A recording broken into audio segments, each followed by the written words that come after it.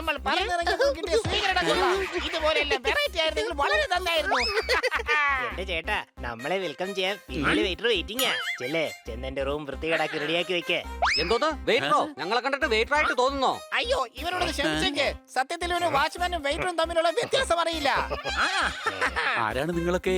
റോഡിന്റെ നീളം കൂടിയതുപോലെയാണല്ലോ നിങ്ങളുടെ നാക്കിന്റെ നീളവും കൂടിയിരിക്കുന്നത്. ചേട്ടാ, എന്റെ പേരാ വേസ്റ്റ് രമേഷ്, അതും ഡബ്ല്യു ഇല്ലാതെ. അല്ലെങ്കിൽ രമേഷിന് ഡബ്ല്യു ഇല്ലല്ലോ. അയ്യോ, അത് തന്നെയല്ലേ ഞാനും പറഞ്ഞത്, ഡബ്ല്യു ഇല്ലെന്ന്.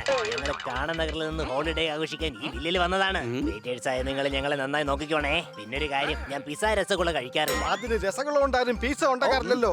അതുകൊണ്ടല്ലേ ഞാൻ പറഞ്ഞത് ഞാൻ കഴിക്കാറില്ലെന്ന്. ഞങ്ങളെ വീട്ടിൽ കയറി വന്നിട്ട് ഞങ്ങളെ വെയിറ്റർ എന്ന് വിളിക്കുന്നോടാ. ഈ വൃത്തികെട്ട പാറ്റകളെ എത്രയും പെട്ടെന്ന് വീട്ടിൽ നിന്ന് പുറത്താക്കേണ്ടി വരും.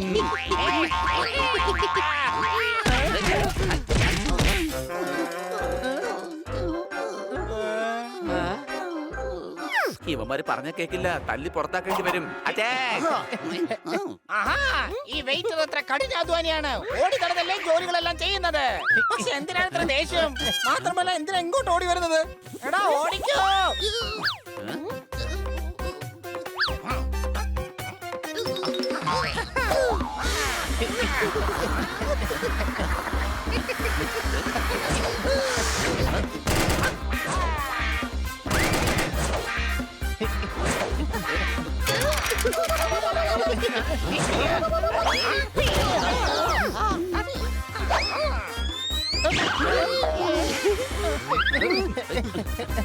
ഈ പാറ്റകൾ ഏതായാലും പിടിക്കുമല്ലോ. അതിന്റെ സന്തോഷത്തില് കുറച്ച് കേക്ക് കഴിച്ചേക്കാം.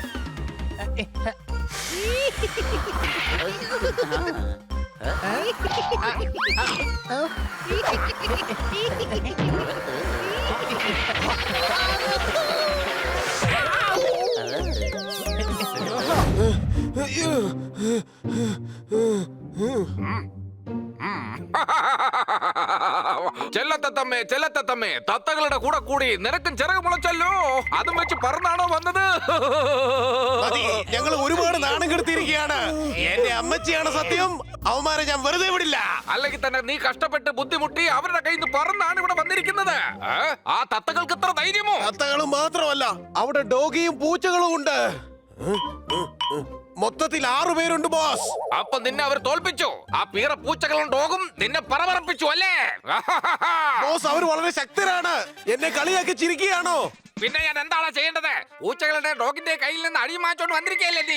പറഞ്ഞ് ഞാൻ അവന്മാരോട് പകരം വീട്ടും. പകരം ചോദിക്കുന്നതൊക്കെ പിന്നെ. ആദ്യം പോയി ഡ്രസ് മാറും. തൂവലും വെച്ച് വന്നിരിക്കാവൻ. അവന്മാരുടെ കാര്യം ഈ ഞാൻ ഏറ്റോ. അതെ ബോസ്, അവന്മാരം കാണും വന്നു കഴിഞ്ഞാൽ പിന്നെ ബോസിന്റെ പൊടി പോലും കാണില്ല. ആ വടക്ക് സത്രങ്കി പിണ്ടി പോകരുത്. ഇത് ഫാക്ടറി അല്ല, എന്റെ ബംഗ്ലാവാണ്. ബംഗ്ലാവ്. സത്രങ്കി, ആദ്യം അവന്മാരെന്റെ മുമ്പിലോട്ട് വരട്ടെ.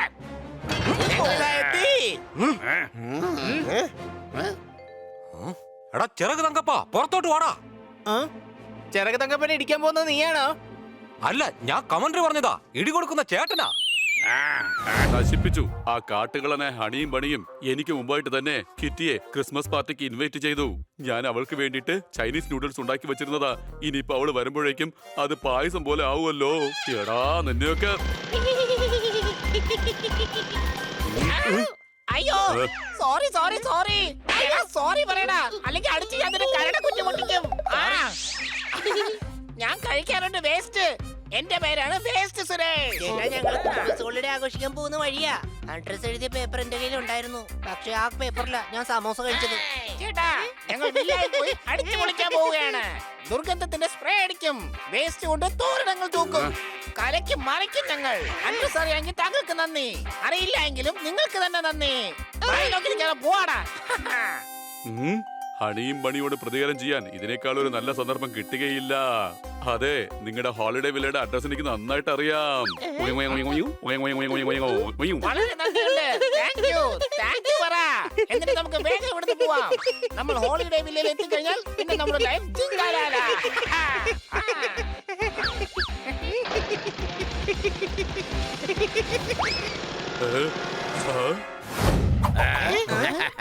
കൂട്ടുകാരെ, വെൽക്കം ടു പോപ്പട്ട് തോത്താറാം വില്ലേജ്. എടാ ബോലാറാമേ, നിനക്ക് സുഖമാണോ? ബോലാറാം, നീ പറഞ്ഞത് ഗ്രാമത്തിലുള്ളവർ അപകടത്തിലാണെന്നല്ലേ? പക്ഷെ നിനക്ക് പ്രത്യേകിച്ച് കുഴപ്പമൊന്നും ഇല്ലല്ലോ. സംശയമുണ്ടോ? Hello friends.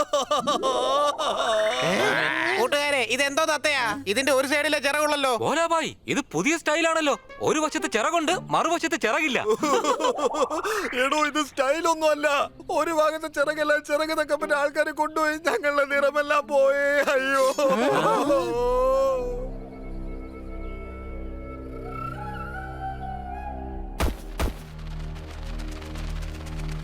ചേട്ടാ, ചേട്ടന്റെ ഗ്രാമത്തിലെ തത്തകളുടെ എല്ലാം തൂവല് പോയല്ലോ. നിങ്ങളെ കാണുമ്പോൾ വളരെ വിചിത്രമായിട്ടാണ് തോന്നുന്നത്. അതെ, വിചിത്രമാണ്. ഞങ്ങളെ ചിറക് തങ്കപ്പനാണ് ഇങ്ങനെ വിചിത്രമാക്കി മാറ്റിയത്. ഈ ചിറക് തങ്കപ്പൻ ആരാ? അത് മഞ്ചലാലിന്റെ മോനാണ്, ചോച്ചുറാമിന്റെ കൊച്ചുമോൻ. ഇതിപ്പോ ജോൺസൺ ആൻഡ് ജോൺസൺ കമ്പനി എന്ന് പറഞ്ഞ പോലെ ആയിപ്പോയല്ലോ. നിങ്ങൾക്ക് ഇത് തമാശയായിട്ടാണോ തോന്നുന്നത്? അവൻ തൂവൽ വെച്ച് തൊപ്പിയും കോട്ടും ഒക്കെ ഉണ്ടാക്കി വിൽക്കുന്ന ഒരു വലിയ ബിസിനസ്സുകാരനാണ്. എല്ലാ തൂവലും പോയേ. മനസ്സിലായി. അയാളുടെ കമ്പനിയുടെ കെമിക്കൽ റിയാക്ഷൻ കൊണ്ട് മൊത്തത്തിൽ ഇവരുടെ തൂവലും പോയി, എല്ലാവരുടെ നിറവും പോയി. അങ്ങനെയല്ല, ഇവൻ ഈ സാധനങ്ങളൊക്കെ ഉണ്ടാക്കുന്നത് ഞങ്ങളുടെ തൂവല് കൊണ്ടാണ്. ഈ ഗ്രാമം മുഴുവൻ കൈപ്പിടിയിൽ ഒതുക്കിയിരിക്കുകയാണ്. അവന്റെ ആളുകൾ വന്നാൽ ഉടനെ തന്നെ എല്ലാ തൂവലുകളും പറിച്ചെടുത്തോണ്ട് പോവും. ഞങ്ങളുടെ നിറമെല്ലാം അങ്ങനെയാ പോയത്. എല്ലാരും എവിടെ പോയി? കാണുന്നില്ലല്ലോ. നിങ്ങൾ ആരാ? മുമ്പ് ഇവിടെങ്ങും കണ്ടിട്ടില്ലല്ലോ. ഞങ്ങൾ ആരാന്ന് നിന്റെ കിളി പോകുമ്പോ മനസ്സിലായിക്കൊള്ളും. ആ, എന്നാൽ ഇന്ന് തത്തകളോടൊപ്പം നിങ്ങളുടെ പപ്പും പൂടെയും ഞാൻ പറിച്ചെടുക്കും. എന്നാ പിന്നെ ഞാൻ തരാം. ആദ്യം എന്റെ ചെറുക്കനെ പറിച്ചെടുത്തോ നീയൊക്കെ. എടാ പീറപ്പൂച്ചേ, എന്റെ അടുത്താണോ നിന്റെ കളി? അടിക്കവുമാരെ.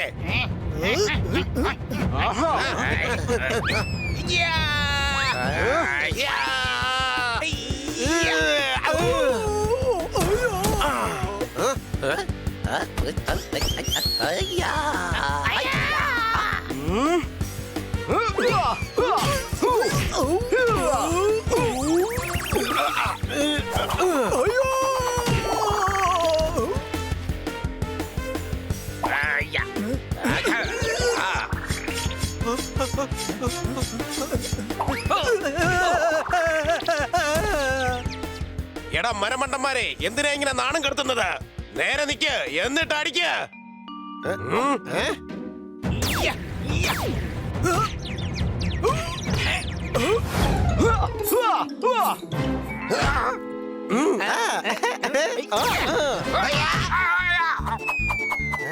സോർദാറെ, ആ റിമോട്ട് വേഗം ക്യാച്ച് ചെയ്യ്.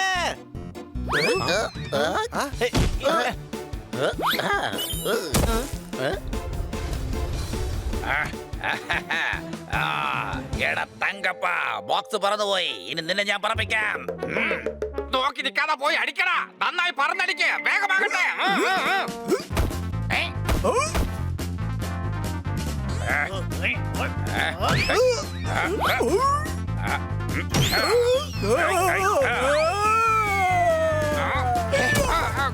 അപ്പൊ നീ പറന്നു പോകാൻ റെഡിയാണോ തങ്കപ്പ?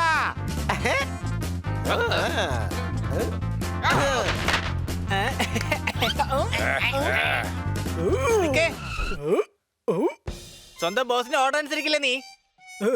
എന്തോന്ന് ഓർഡറാ? നിന്റെ ബോസ് പറഞ്ഞ കേട്ടില്ലായിരുന്നോ? കിളികളെ പോലെ പറന്ന് പറന്ന് അടിക്കണമെന്നല്ലേ പറഞ്ഞത്? ആദ്യം ഒന്ന് പറന്ന് കാണിച്ചേ.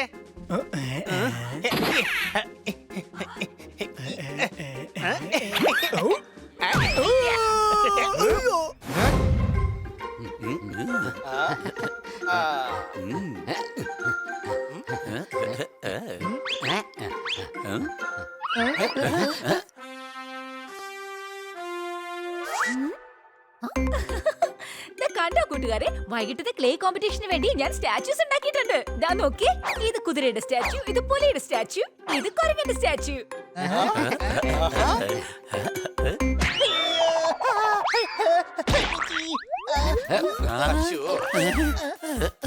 ദാ ഇത് ഹണിയുടെ സ്റ്റാച്യു. പക്ഷെ ഹണിയുടെ സ്റ്റാച്യു ഞാൻ ഉണ്ടാക്കിയിട്ടേ ഇല്ലല്ലോ. സൂക്ഷിച്ചു നോക്ക്, ഇതൊരു കഴുതയുടെ സ്റ്റാച്യു ആണ്. സംശയമുണ്ടോ?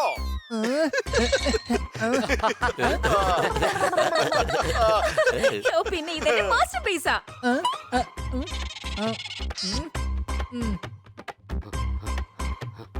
ഓ,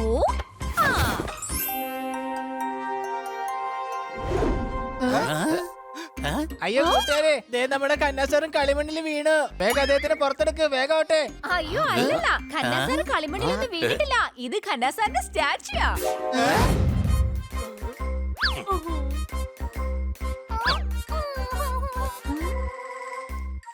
അല്ല, നിങ്ങളുടെ പ്രതിമ എവിടെയാണ്? ദാ ഇതാണ് എന്റെ പ്രതിമ.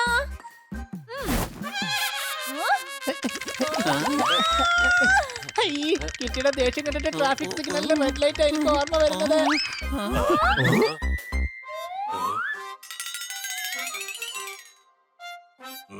നിങ്ങളുടെ പ്രതിമയ്ക്ക് ഞാൻ 2 പൂജ്യം നൽകും. അതിന് മുന്നിൽ ഞാൻ ഒരു 1 ചേർക്കും. 100 പോയിന്റ്സ്. സത്യമായിട്ടും ഓഹോ, നിങ്ങൾ പ്രകൃതിയുടെ ഭംഗിക്ക് ഒരു പുതിയ രൂപം നൽകിയിരിക്കുകയാണ്.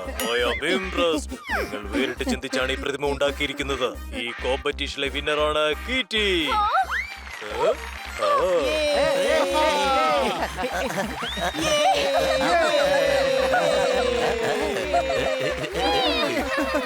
നിങ്ങൾ 4 പേരും ചെയ്തത് വലിയ തെറ്റാണ്.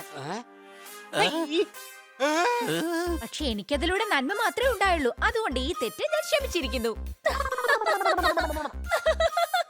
നാട്ടിലിപ്പോൾ കൊറോണ നന്നായിട്ട് പെരുകിയിട്ടുണ്ട്. കിറ്റി, ഇവർ ചെയ്ത തെറ്റുകളിലും ശരികളും ഉണ്ടാകാറുണ്ട്. അടികൈ. ഏയ്, ദാ ഇങ്ങോട്ട് നോക്ക്.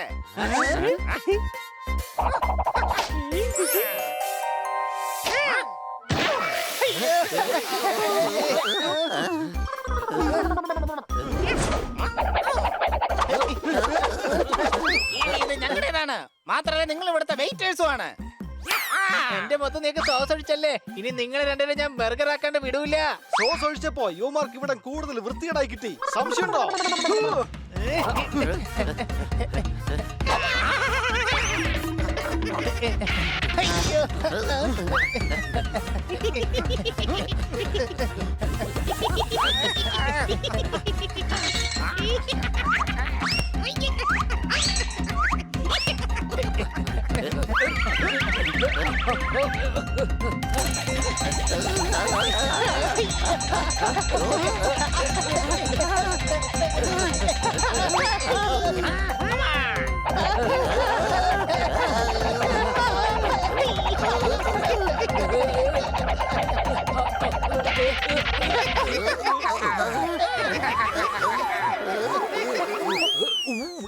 ഭാഗ്യത്തിന് ഈ ഗ്ലാസ് പൊട്ടിയില്ല. അത് കുഴപ്പമില്ല, പൊട്ടിക്കാൻ ഞങ്ങൾ ഇവിടെ ഉണ്ടല്ലോ.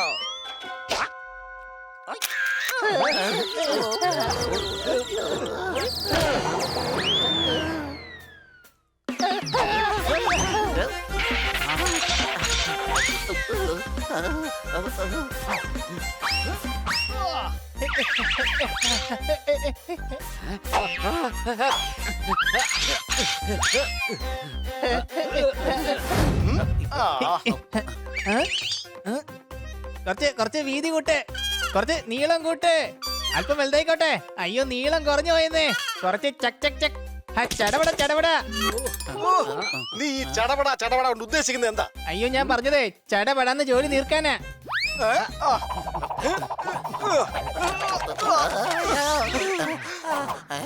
ആ, ഇപ്പൊ ഏകദേശം സംഭവം സെയിം ആയല്ലോ. ഇതാ നോക്കിയേ. എടാ കഴുതേ, ഇത് ആൽബത്തിന്റെ കവറാണ്. കന്നാസാറിന്റെ ഫോട്ടോ ഇല്ലേ, അത് വേഗം പോയി എടുത്തോണ്ട് വാ.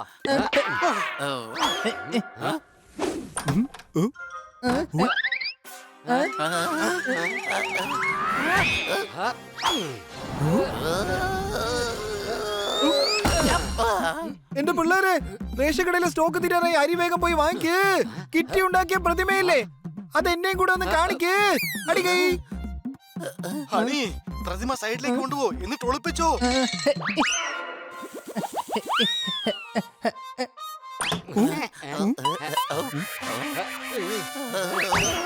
എടാ മഞ്ഞ പെയിന്റ് അടിച്ച പിശാചേ, ഖന്നാസാറിന്റെ പ്രതിമയാടാ ഒളിപ്പി. എനിക്ക് ഇപ്പൊ തന്നെ പ്രതിമ കണ്ടേ പറ്റൂ.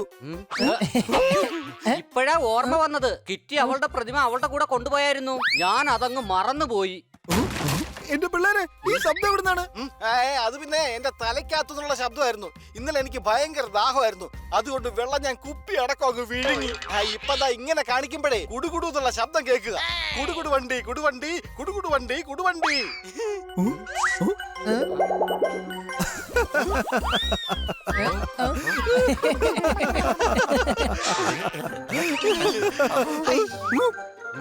അയ്യോ കാല്. അത് കാലല്ല, ഹോക്കി സ്റ്റിക്ക്. ഈയിടെയായിട്ട് മാർക്കറ്റില് പുതിയ മോഡലിലുള്ള ഹോക്കി സ്റ്റിക്ക് ഒക്കെ വന്നിരുന്നു. മരങ്ങളില്ലാതെ എങ്ങനെയാണ് ജീവിക്കുന്നത്? ഈ ഹോക്കി സ്റ്റിക്ക് കൊണ്ട് എങ്ങനെയാണ് കളിക്കുന്നത്?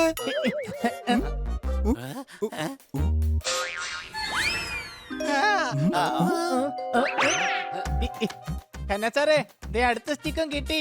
ഇനി ഞങ്ങൾ പോയി കളിക്കട്ടെ. സാറ് ബാങ്കിലോട്ട് പോയിക്കോ. അല്ല നിക്ക്, എന്റെ അങ്കിൾ വളർത്തുന്ന നായയാണ് ബ്രൂണോ.